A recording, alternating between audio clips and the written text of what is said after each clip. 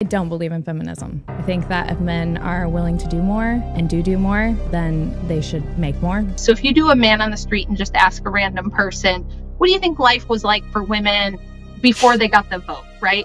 You'll get a general answer of, oh, it was slavish and they were oppressed and they had no freedom and they couldn't do anything and they were just stuck in their house. And I'll even hear things like people will assert, oh, women couldn't read. They weren't allowed to go to school. They could never have a job or own anything. That's really what people think. Most college debt is not held by women. 65% of all college debt is held by women. You wonder why they don't want to have babies. It's because they get out with all this debt, all this investment put in. And of course they feel like, well, now I have to build a career because I got to make enough money to pay off all these student loans and I don't want to have wasted all. Why tell women to invest all this time and effort in an education if you're going to be a mom? Like, bonjour à tous et bienvenue dans cette nouvelle vidéo. Oui, je sais, ça fait longtemps.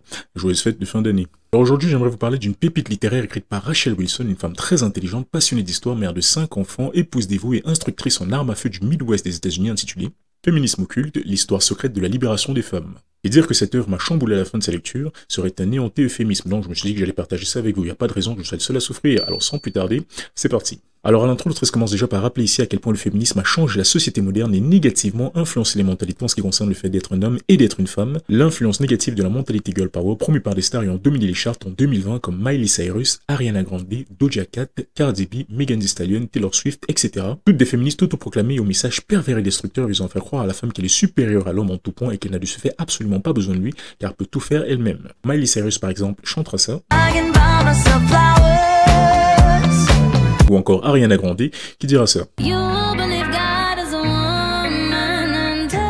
Et le simple fait de seulement questionner le bien fondé de cette mentalité et surtout ses apports bénéfiques pour la société et en particulier pour les femmes et surtout quand vous êtes une femme vous-même, vous vaudra assurément toutes sortes d'insultes liées à la misogynie, à la haine des femmes et tout le team. Et on essaiera de vous canceller à tout prix juste pour avoir posé des questions, ce qui d'ailleurs a failli être le cas de l'autrice. Le dialogue a été remplacé par le politiquement correct et même des féministes de deuxième vague comme Camille Paglia, professeure d'art à l'université de Philadelphie depuis 30 ans, a elle-même en féministe de son état été rejetée et insultée par la communauté féministe pour avoir compris à quel point ce mouvement est devenu toxique pour tout le monde et en particulier pour les femmes qui de base n'ont pour la majorité d'entre elles aux États-Unis par exemple, jamais voulu de ce mouvement de libération de la femme au départ. Elles n'avaient absolument rien demandé et géraient leur vie de famille tranquillement jusqu'à ce que des messages constants de propagande féministe leur fassent croire qu'elles sont malheureuses dans leur vie, qu'elles ont besoin de plus de pouvoir dans la société et que le fait d'envoyer balader sa propre famille et sa capacité à en avoir une pour acquérir des droits et pouvoirs imaginaires était totalement justifié. Simone de Beauvoir par exemple, philosophe française, dira ceci: aucune femme ne devrait être autorisée à rester à la maison et à s'occuper de ses enfants. La société devrait être totalement différente. Les femmes ne devraient absolument pas avoir ce choix parce que si elles l'avaient,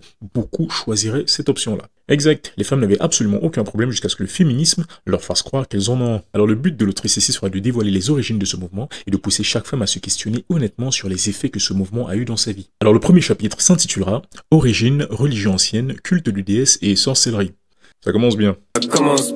L'autrice présente ici le féminisme comme un mouvement ayant des bases occultes, né de cultes païens ayant pour objectif la déification de la femme et surtout sa domination sur l'homme dans cette bataille constante des sexes pour le pouvoir. Les cultes de déesses pratiqués en Égypte, en Inde et en Grèce avec des divinités féminines pouvant représenter soit l'amour, la maternité ou le mariage dans le meilleur des cas, ou la dépravation, les guerres et la mort dans le pire, ont contribué à la création de ce mouvement. L'islam et le christianisme étant vus comme des religions patriarcales dans lesquelles la femme n'a absolument pas son mot à dire et doit absolument se soumettre à l'autorité de l'homme et de Dieu, beaucoup de féministes modernes iront donc réveiller ces anciennes divinités féminines païennes en les enseignant dans des universités, en mettant bien évidemment en avant le fait que le christianisme est une religion patriarcale et en vantant les mérites de femmes et de déesses courageuses qui au fil des siècles se sont dressées fièrement contre les hommes et les dieux pour faire entendre leur voix. On fait croire aujourd'hui aux jeunes femmes dans ces universités américaines que si elles ont le droit ne serait-ce que d'ouvrir la bouche pour exprimer leur opinion, c'est uniquement dû au sacrifice de jeunes femmes courageuses au cours de l'histoire et que ces dernières, en l'honneur de ces femmes, se doivent de continuer leur combat dans la société actuelle. Société actuelle dans laquelle, je le rappelle, les femmes ont autant de droits que les hommes. Ces cours d'histoire féminine dans ces universités omettant volontairement de mentionner plusieurs détails dans leur histoire, comme le fait que si les femmes n'avaient pas de carte de crédit avant,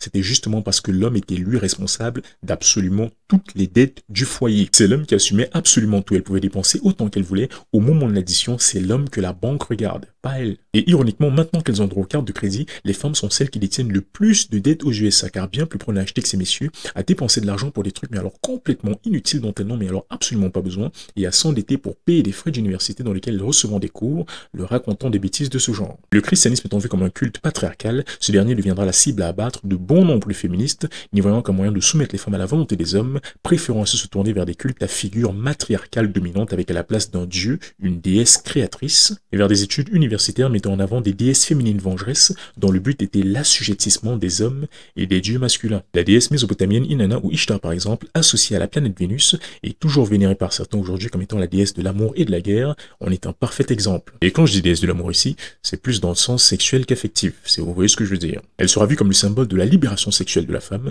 et sera encore une fois mentionnée par Simone de Beauvoir, qui la qualifiera dans son livre Le deuxième sexe, de femme forte et indépendante, indomptable par quelque homme que ce soit. C'est la Lilith mésopotamienne si vous voulez, célèbre pour sa soif de pouvoir et pour la façon sadique dont elle traitait ses amants, utilisant le sexe pour les manipuler et les pousser à faire toutes sortes de conneries, jusqu'à ce qu'elle tombe sur un chat du nom de Gilgamesh qui l'a envoyé se faire foutre en refusant ses avances, ce qui l'a mise extrêmement en colère. D'ailleurs, les rituels la concernant incluaient des éléments de BDSM et de domination, bref tout ce qui permet à la femme de dominer l'homme, surtout sexuellement. C'est quand même triste de voir que le combat principal des féministes ainsi que les déesses auxquelles elles se rattachent ne tournent qu'autour du sexe et de la possibilité de coucher avec la terre entière. Bon nombre de déesses anciennes représentaient des valeurs autrement plus importantes comme l'amour, le mariage, la guérison, la fidélité. Pourquoi ne pas les vénérer elles si la perspective d'un dieu masculin vous dérange à ce point? Non, on préfère s'associer à la déesse qui encourage la dépravation, la manipulation et les conflits et enseigner sa philosophie dans des universités, médias et réseaux sociaux, car ainsi nous pourrons libérer la femme, faire le plus de mal aux hommes et détruire le patriarcat. Quel en s'étonne d'avoir aujourd'hui de jeunes femmes capables de coucher avec une centaine d'hommes en 24 heures, c'est normal. D'ailleurs, j'aimerais vraiment avoir une conversation avec ces personnes qui a dit aux femmes que donner son corps à tous ces hommes pour du sexe gratuit, c'était leur faire du mal à eux. Franchement, ce serait intéressant. Ishtar, Lilith, Aphrodite, etc. sont parmi les principales sources d'inspiration occulte du mouvement féministe ainsi que des valeurs qu'il défend, comme le fait de tuer son propre enfant dans son ventre,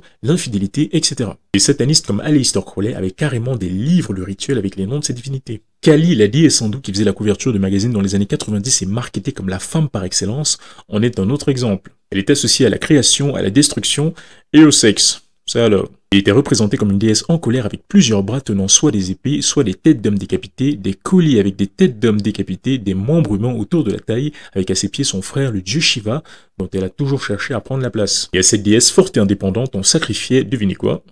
Des hommes. Beaucoup de féministes aujourd'hui ne trouvant absolument aucun intérêt en un dieu patriarcal préfèrent de loin se tourner vers le culte et l'adoration de ces déesses dépravées et vengeresses, car cela leur confère un sentiment illusoire de puissance et de domination sur ces messieurs. Combien de témoignages de jeunes femmes j'ai entendu dans lesquels elles disaient s'être tournées à un moment de leur vie vers la sorcellerie et l'occultisme pour avoir l'impression d'exister. I read a book and discovered Wicca witchcraft and got involved in the occult, and I was deeply entrenched in that for about 2.5 to 3 years.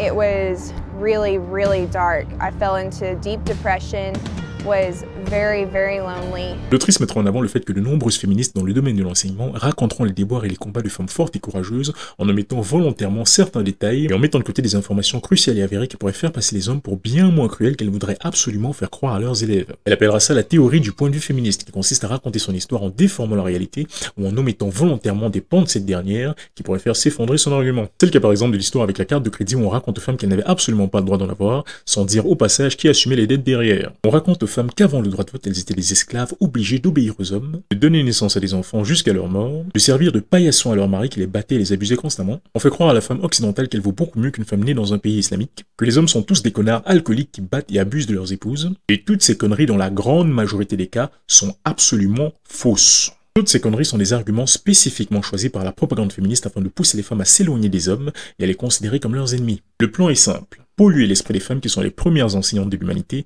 et vous polluerez ceux des enfants. Polluez l'esprit des enfants et vous polluerez ceux des générations à venir, etc., etc.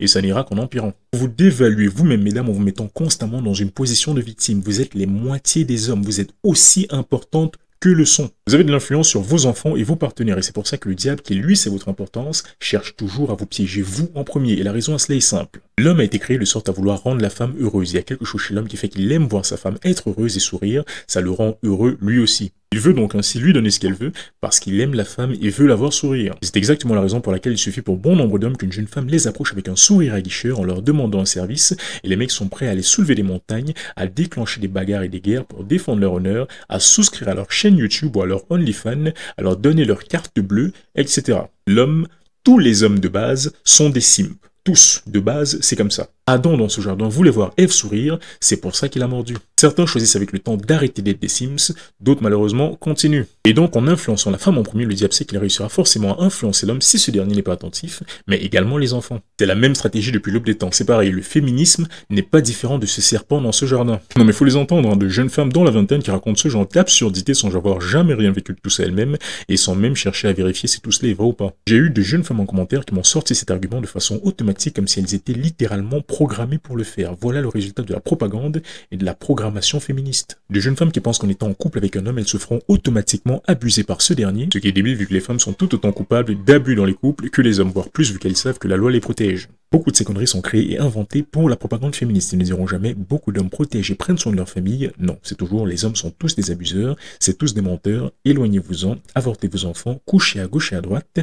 Faites ce que bon vous semble. Cette mentalité corrompt les femmes et aliène également beaucoup d'hommes ignorants, féminisés et malheureusement pour certains influents dont beaucoup s'avéreront suffisamment stupides pour sortir des bêtises de ce genre.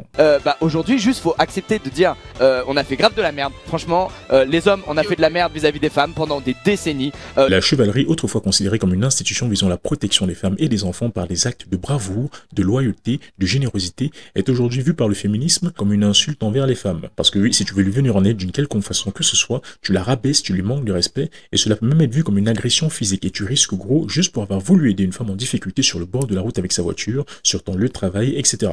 J'ai une fois entendu l'histoire d'un mec qui a failli finir en prison parce qu'il avait sauvé la vie d'une femme. La femme était en train de se noyer, le mec l'a sauvée, il lui a fait du bouche à bouche et à son réveil, elle a porté plainte pour attouchement. C'est pas une blague, le mec a failli finir en prison pour avoir sauvé la vie de cette femme. Heureusement qu'il y avait des gens tout autour pour corroborer son histoire, sinon c'était foutu pour lui. La chevalerie est morte et les femmes l'ont tué, je suis désolé mais c'est la vérité. Je ne parle même pas de la traque des sorcières dans l'ancien temps, qui aujourd'hui est vue par le féminisme comme la haine des femmes. Chose d'autant plus amusante que toutes ces choses dont on accusait ces sorcières dans l'ancien temps se sont finalement avérées vraies, mais bon, faut bien trouver un moyen de se faire passer pour la victime pour supporter sa propagande. Et d'ailleurs, un auteur suédois du nom de Pierre Faxneld, scientifique de religion, écrira un livre intitulé Féminisme satanique, Lucifer en tant que libérateur des femmes dans la culture du 19e siècle, dans lequel il détaillera comment les féministes de cette période ont complètement tourné le dos à la religion chrétienne pour embrasser celle des démons, de la sorcellerie et du Satan, qu'elles se sont mises à considérer comme leur sauveur et le libérateur des femmes. Florence Farr, actrice britannique, féministe et prêtresse de plusieurs cercles occultes, dira quant à elle que la libération de la femme doit être plus que de passer des lois sur le divorce ou le droit de vote pour ces dernières, et doit avant tout être une libération spirituelle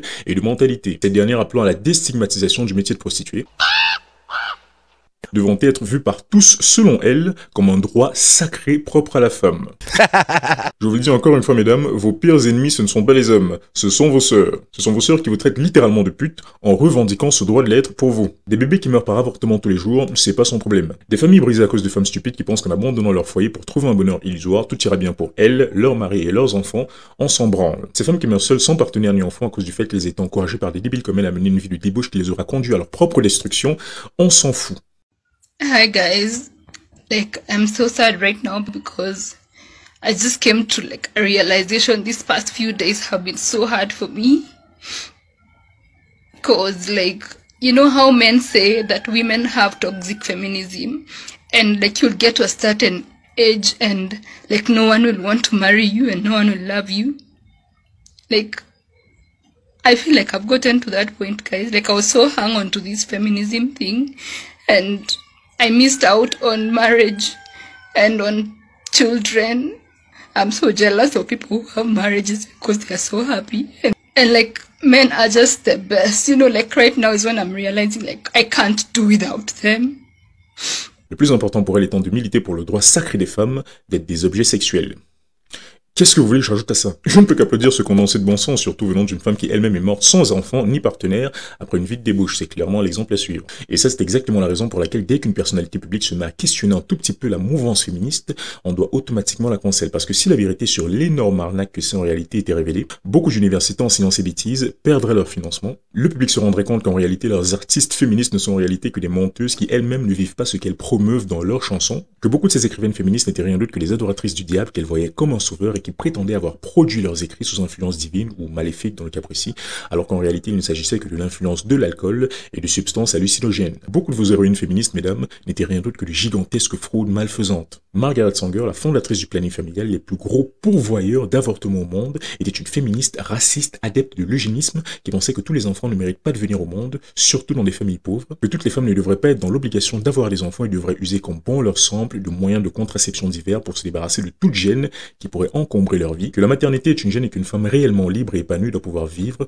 sans avoir à supporter le poids de cette charge inutile. Cette femme était mariée, avait des enfants et a tout abandonné pour aller faire la Java dans un autre pays durant son exil, parce qu'en effet son gouvernement était contre ses idées révolutionnaires. Son mari a fini en prison parce qu'il était accusé d'avoir supporté les idées révolutionnaires de sa femme, ce qui d'ailleurs était le cas, c'était un simp. Ce dernier en prison a écrit énormément de lettres à sa femme en la suppliant de revenir à la maison parce qu'elle lui manque beaucoup à lui et aux enfants. Et cette dernière a répondu à son mari avec une lettre de rupture et une demande de divorce. En effet, elle entretenait durant son exil des relations avec plusieurs hommes et femmes en même temps qui évidemment l'ont aidé pour son projet de planning familial et même lorsqu'elle est revenue dans son pays, elle n'a même pas pris la peine d'aller voir ses enfants dont l'un est décédé des suites de maladie. Ou même son mari qui croupissait en prison à cause de sa connerie. Voilà qui sont vos héroïnes, mesdames les féministes. Voilà ce qu'on vous cache et que vous ne cherchez même pas à savoir parce que beaucoup trop focalisé sur votre guéguerre ridicule contre la jante masculine. Les seuls à qui vous ferez du mal au final, c'est vous-même. Cette femme, selon les dires de personnes l'ayant connue, avait l'air de détester les femmes attirantes et belles que les hommes choisissent en priorité pour se reproduire et qui pouvaient avoir plein d'enfants tôt dans la vie. Elle qualifiait les femmes ayant plus de 2 enfants de pondeuses pathétiques, n'ayant absolument aucun but réel dans la vie. Et c'est à cause de débiles de ce genre que nous avons aujourd'hui des régimes de pensée qui font croire à des naïfs et à des naïves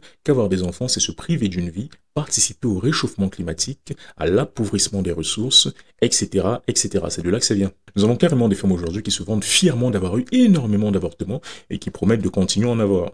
Killing babies.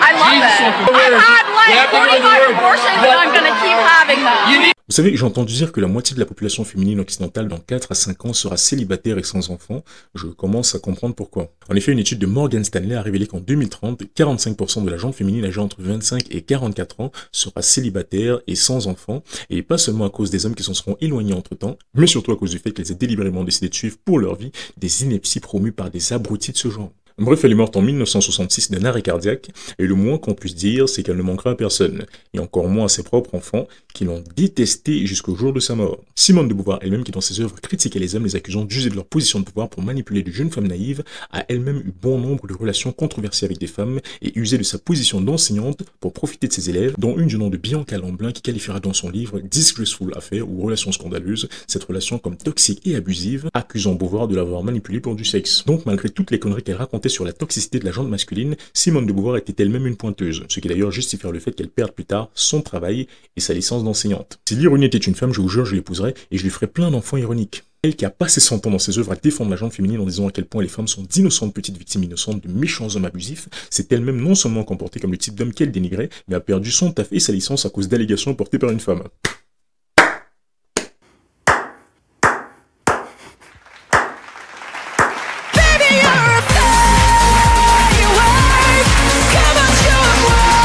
Et j'en profite ici pour signaler que de toutes les catégories d'unions existantes, hétérosexuelles, gays, lesbiennes, etc., les relations entre lesbiennes sont celles ayant le taux d'échec le plus élevé. Tout s'y retrouve. Violence physique, verbale, émotionnelle, chantage affectif, infidélité, etc. Bien plus encore que dans les autres catégories de couples. Même les couples entre mecs fonctionnent beaucoup mieux que les couples entre femmes, malgré toutes les conneries féministes sur la nature pacifique, bienveillante et fidèle de la femme par rapport à celle de l'homme. Vous savez, malgré tout ce qu'on peut vous raconter, les femmes ne sont pas plus heureuses aujourd'hui qu'avant le féminisme. Une publication en 2009 de Betsy Stevenson intitulée Le paradoxe du bonheur féminin dira que malgré le fait que les femmes aient beaucoup plus de droits qu'avant, elles sont paradoxalement beaucoup plus malheureuses, beaucoup plus dépressives, beaucoup n'ont pas de famille car la sacrifient à leur carrière, on divorce pour un oui ou un non en pensant qu'un diplôme ou un gros salaire fera son bonheur et on finit chez le psy ou aux alcooliques anonymes. Le féminisme ment aux femmes en leur faisant croire qu'elles seront beaucoup plus heureuses en sortant tous les matins pour aller au travail comme les hommes. Et beaucoup, durant le confinement, lors de la crise du Covid, se sont rendus compte qu'en réalité elles aimaient être à la maison à s'occuper de leur famille et du coup la grande majorité de personnes étant réfractaires au fait de retourner au travail après la levée du confinement étaient des femmes. L'autrice, à cause de son livre, sera vous en doutez l'objet d'insultes et de mépris en ligne de la part de féministes la qualifiant de rétrograde, de femme esclave et tous les autres qualificatifs négatifs que vous pouvez imaginer parce qu'encore une fois le féminisme valorise l'opinion de toutes les femmes sauf celles qui ont une opinion contraire à celle du féminisme. Mais malgré toutes les insultes et le mépris en ligne, l'autrice recevra également énormément de messages de la part de femmes lui disant I have gotten messages from women in their 50s and 60s who say, I'm listening to your audiobook right now and I'm bawling my eyes out because I fell for this stuff. And now I'm too old and it's too late and I can't go back and I don't know what to do. And it's heartbreaking. Like I'll get teared up and upset reading reading these messages from women. Vous reconnaîtrez un arbre à ses fruits et les fruits du féminisme sont juste dégueulasses. Des femmes qui abandonnent leur famille, qui se vantent de tuer leur propre bébé, qui se tournent vers l'exotérisme et le satanisme, qui trompent allègrement leurs partenaires, qui leur fait croire que la carrière et l'argent valent mieux que la famille et les enfants pour les voir finir plus tard en accro aux antidépresseurs, à l'alcool et aux chats, voire pire. Quel mouvement valant la peine d'être suivi promeut ce genre de choses? Et l'autrice finira son livre en espérant que ces derniers encouragera les femmes à plus s'informer sur la nature profondément malsaine de ce courant de pensée et ouvrira les yeux de beaucoup de femmes sur l'arnaque gigantesque qu'est ce mouvement de merde. Alors si vous comprenez l'anglais et que vous êtes intéressé par la lecture de ce chef-d'œuvre, il est disponible sur Amazon, n'hésitez pas à vous le procurer, il est excellent. Bref, c'est tout pour cette vidéo, merci d'avoir regardé jusqu'au bout, pense à liker, à t'abonner et à commenter pour me dire ce que tu penses de tout ça, et je te dis à la prochaine, allez, ciao. I have gotten messages from women in their 50s and 60s who say, I'm listening to your audiobook right now and I'm bawling my eyes out because I fell for this stuff and now I'm too old and it's too late and I can't go back and I don't know what to do. And it's heartbreaking. Like, I'll get teared up and upset reading these messages from women.